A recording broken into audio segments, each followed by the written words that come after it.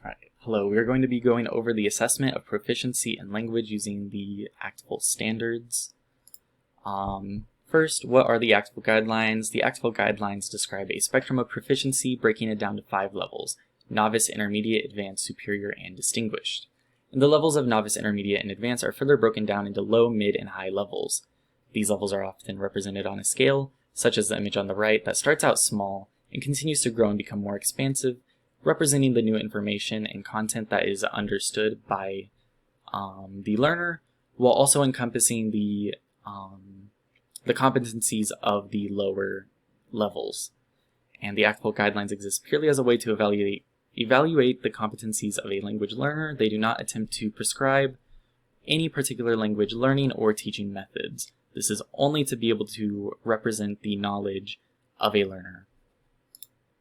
The origins: the American Council on the Teaching of Foreign Languages, commonly referred to as ACTFL and how I will continue to refer to it as, was founded in 1967. This organization was originally a branch of the Modern Language Association, but has since expanded to being a nationwide organization that helps unite foreign language or second language instructors, and is also responsible for shaping second language teaching in the United States, particularly with the development of the ACTFL guidelines.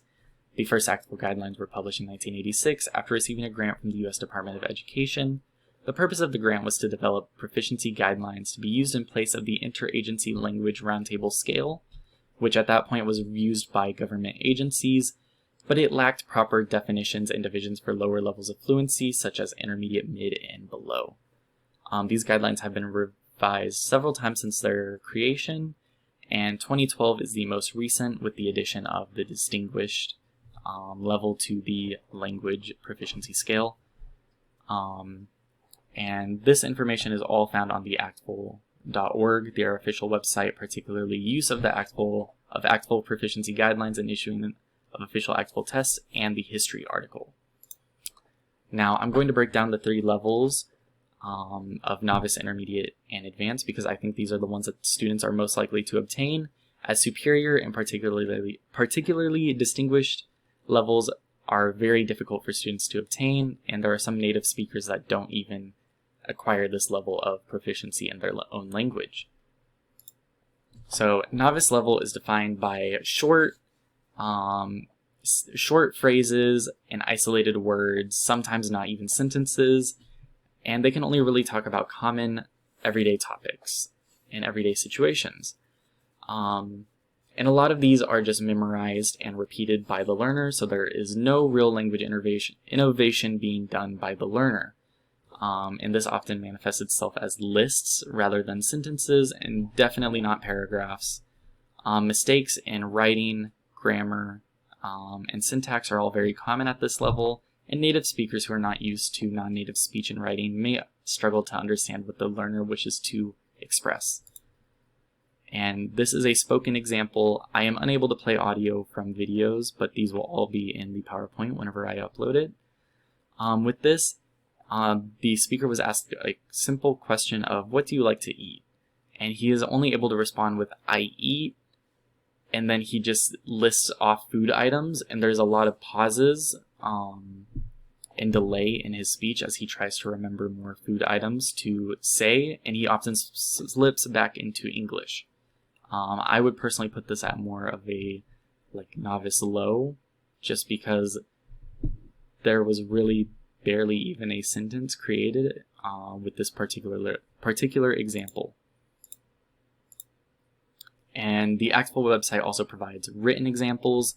With this, we can see there's a lot of issues with word order, the word subject-verb agreement, and also the subject-adjective agreement,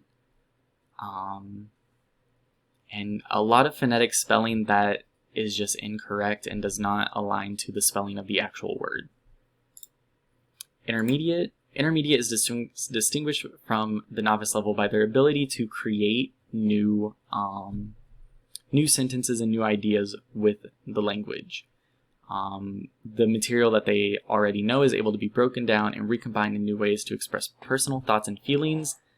Also at this level, the learner will be able to ask simple questions and handle simple real-life situations with no complexities. In writing, these learners are able to meet practical writing needs, filling out paperwork, and writing small notes, and their thoughts can be turned into loosely connected sentences, but these sentences are not very complex, they do not go in depth, and they are often not connected to each other in a proper paragraph. Vocabulary at this level is still basic, and thoughts are mostly expressed in the present tense, but this speech and writing is very comprehensible to native speakers who have experience with non-native productions of their language. Spoken, this is an example of she is describing her home, where she is from and where she lives, and she is communicating entirely in sentences. There are no more lists, but she is still making some mistakes. There are some examples where she says stuff that is very clearly translated literally from her native language. For example, she says place de manger as like places to eat, which is just not really a term that exists, especially not in that form, and it would be better to just say restaurant, but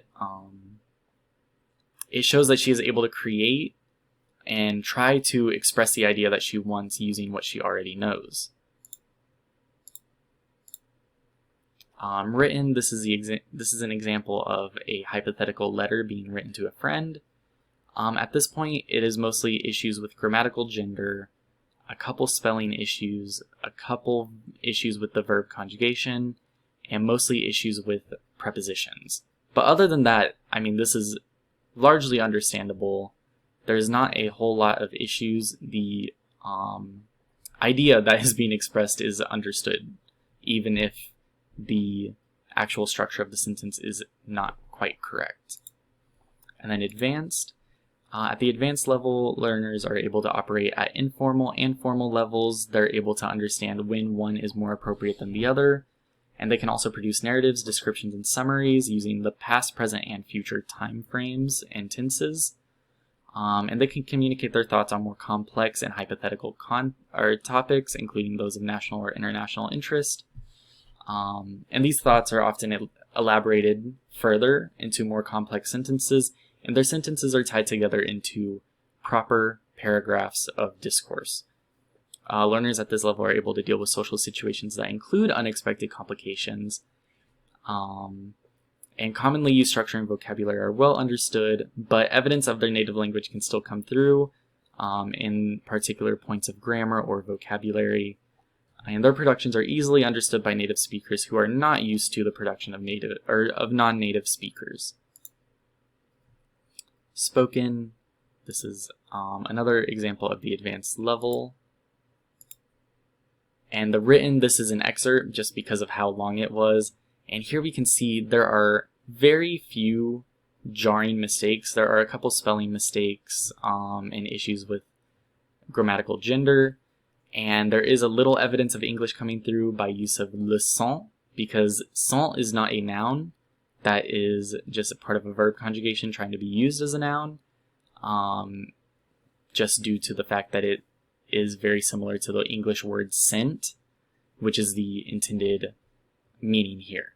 But properly, she would want to say l'odeur, or he, I believe, from the conjugation of, yes, habillé, no extra e, so he would want to say l'odeur. And what is the role of proficiency assessment in the L2 classroom? Second language instruction.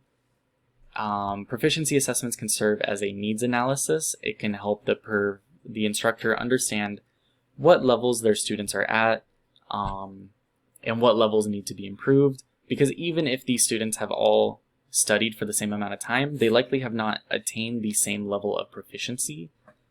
And with the needs analysis, it will also help the creation of concrete objectives for both the teacher and students to strive for, which is very useful for students because it gives them something to really work towards. It gives them a goal, which is very helpful in creating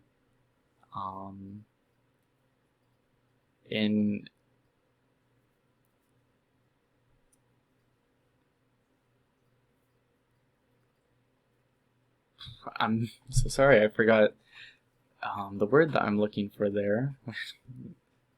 In motivating the student. And it can also help in the development of materials, because you need to know what level your students can understand in order to create materials that they will be able to properly use and digest. If you give them, say, native just out of a newspaper, that can often be too complex for many learners to understand without kind of modifying it and simplifying it just a little bit. And proficiency assessment will also allow for the individualization of instruction, kind of going back to needs analysis, where if your students are at different levels and have varying levels in each of their skills, you can help kind of individualize some of the work that they do to help bring them up to level where you want them to be. So if you have a student that particularly is struggling with listening comprehension, you can give them more specialized work that focuses on listening more, assuming that their other skills are also up to the level expected of the class. And then these are the references that were used. And that is it. Thank you for listening.